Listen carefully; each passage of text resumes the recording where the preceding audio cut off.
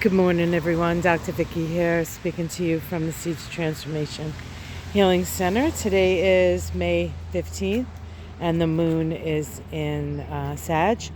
It's in Sag until 3:59 p.m. today, so just before 4 p.m. here on the East Coast, when it moves into Capricorn. Free floating, free flying Sag lands when the moon goes into Capricorn. We just had a pretty good rain this morning, and so all the flowers are super happy. We can see the irises popping up. I call this the iris lane, I guess I would call it. And then you can see in the distance there how the wisteria is really filled in.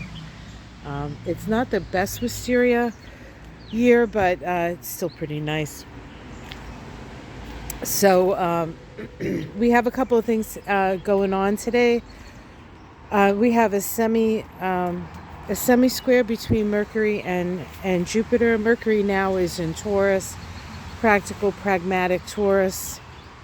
And I haven't had a cup of coffee yet. Jupiter is in Gemini. Jupiter is at the end of Gemini. Actually, Jupiter will be moving out of Gemini next month. So we're at the final degrees of Jupiter and Gemini. The semi-square is part of the cycle between Mercury and Jupiter, the synodic cycle between Mercury and Jupiter, which lasts about a year. But it's at the end of that cycle. And so this is, there's a lot of information coming in. And the challenge is, how do I make sense of the information I'm getting? And how do I come to terms with the meaning of everything I've experienced mentally, to my mental facility, to my belief system over the last almost year.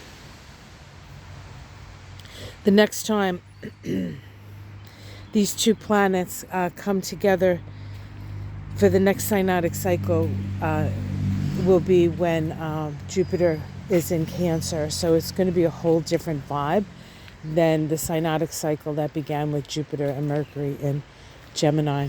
In fact, with the synodic cycle between Mercury and Gemini, when you're dealing with Gemini, Mercury has the upper hand. But when you're dealing with Cancer, Jupiter actually has the upper hand. All right, so it's a pretty, wow, that's so pretty.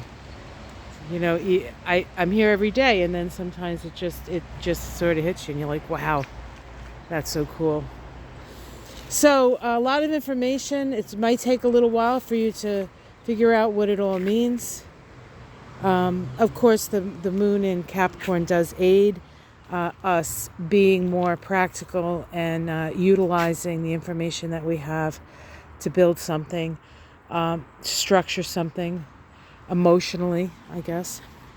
We also have a sextile between the Sun and the North Node today. The North Node in Pisces, of course, the Sun in Taurus. And so we have opportunities to move into the future. So take some of that information that you're gathering or that you're getting. And it could be information. It's not just like what you read, but it's also what you intuit. We're going to all try to make sense of what we're experiencing. This is a time in our lives that we have never lived before. I mean, that's true always, right? But I mean, just like in general, everything is just so thrown up in the air. And, this is one of those times where, down the road, they'll say, what were you doing, in 2025? How do you remember it? So maybe you got to write some stuff down. I know I have to write shit down now if I want to remember anything.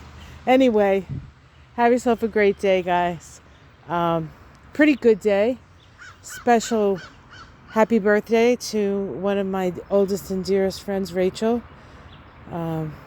We've had many adventures together, not the least of which was in Italy many, many, many, many moons ago. But take care, everyone. Have a great day, and I'll see you again tomorrow. For my students who are starting my Introduction to the Kabbalah class, that's happening tonight.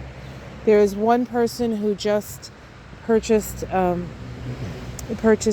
class. I'll get to you a little bit later today and send you the links and instruction. All right, guys, take care, everyone. Much love. Namaste.